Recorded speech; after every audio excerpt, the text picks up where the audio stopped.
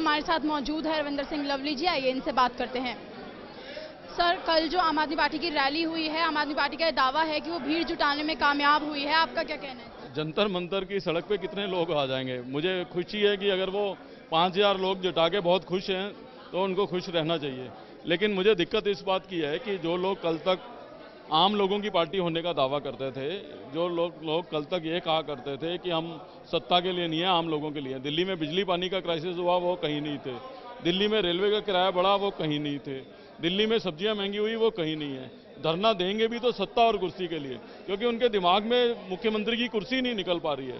तो कल तक जो आम लोगों की बात करते थे, आज केवल सत्ता की राजनीति करना चाहते हैं। उनका ये कहना है कि कांग्रेस इस समय चुनावों से डर रही है, क्योंकि उनको ऐसा लगता है कि अगर इस समय पर चुनाव हो गए तो कांग्रेस की 2 सीटें भी। मैं आपसे प्रश्न पूछना चाहता हूं कि सबसे पहले किसने अपना रुख साफ किया कि हम ना आम आदमी पार्टी को समर्थन देंगे और बीजेपी से हमारा कोई लेना देना नहीं। अगर ऐसा है तो कांग्रेस सबसे पहले चुनाव चाह रही है। ये तो खूब घूमे हैं हमारे एमएलए के यहाँ की समर्थन दिला दो, समर्थन दिला दो। ये तो कांग्रेस है जो समर्थन नहीं दे रही, इसलिए मजबूरी में चुनाव की बात कर रहे हैं। क्या आपको लगता है कहीं ना कहीं कि बीजेपी और आम आदमी पार्टी मिली हुई है? नहीं, दोनों देखिए साबित है। जब आम आदमी पार्टी की सरकार थी तो बीजेपी कोई धरना नहीं देती थी। अभी मैंने आपको बताया 60 दिन से नरेंद्र मोदी जी की सरकार है, तमाम दिक्कतें दिल्ली के लोगों के सामने हैं। मैं आपसे प्रश्न पूछ रहा हूँ, क्या एक भी धरना दिया इन्होंने? तो जब वो उनकी सरकार होती है तो वो धरना नहीं देते, इनकी सरकार होती है तो ये धरना नहीं देते। तो ये थे हमारे साथ रविंदर सिंह लवली जी, जिनका ये कहना है कि निश्चित तौर पर आम आदमी पार्टी और बीजेपी की कहीं ना कहीं मिली भगत चल रही है और कांग्रेस जो है वो बिल्कुल आने वाले समय में चुनाव चाहती है, बल्कि आम आदमी पार्टी ही है जो चुनावों से कहीं ना कहीं भागती हुई नजर आ रही है। कैमरा पर्सन कपिल कुमार के साथ पैंसी कोचर, मुंसिफ टीवी, दिल्ली। हमारे साथ है हारून यूसुफ जी, आइए इनसे बात करते हैं। सर, कल आम आदमी पार्टी की रैली हुई है और आम आदमी पार्टी कहीं ना कहीं एक भीड़ जुटाने में कामयाब हुई है, आप इस बारे में क्या कहना चाहते हैं? देखिए, भीड़ किसी चीज़ का कोई पैमाना नहीं माना जा सकता। हरियाणा, पंजाब, राजस्थान से लोग लाकर दिल्ली की राजनीति करना चाहते हैं। 5000 लोग इकट्ठे हुए थे जंतर मंतर पर। आपको भी उसकी कैपेसिटी पता है और मुझको भी पता है। लेकिन खास बात यह है कि 4 महीने के बाद अरविंद केजरीवाल जी को होश आता है कि अब असेंबली भंग की जाए, और पिछले 6 महीने से तो दिल्ली के लोग बिजली, पानी, बढ़ती हुई सब्जियों की कीमतें, जन लोकपाल जिस पर इस्तीफा दिया था उन्होंने, स्वराज बिल, कहाँ गया वो सब कुछ? तो मैं समझता हूँ कि दिल्ली के लोग बहुत समझदार लोग हैं।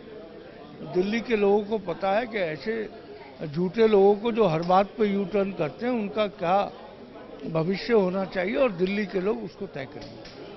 साथ ही आम आदमी पार्टी के लोगों ने ये भी कहा है कि कांग्रेस अभी चुनावों से डर रही है, कतरा रही है, क्योंकि उन्हें ये लगता है कि शायद अब अगर इस समय पर चुनाव हो गए तो उनकी 2 सीटें भी नहीं आएंगी। अगर आपको याद हो, कांग्रेस पहली पॉलिटिकल पार्टी थी जिसने ये कहा कि हम चुनाव जब भी होगा चुनाव के लिए तैयार हैं।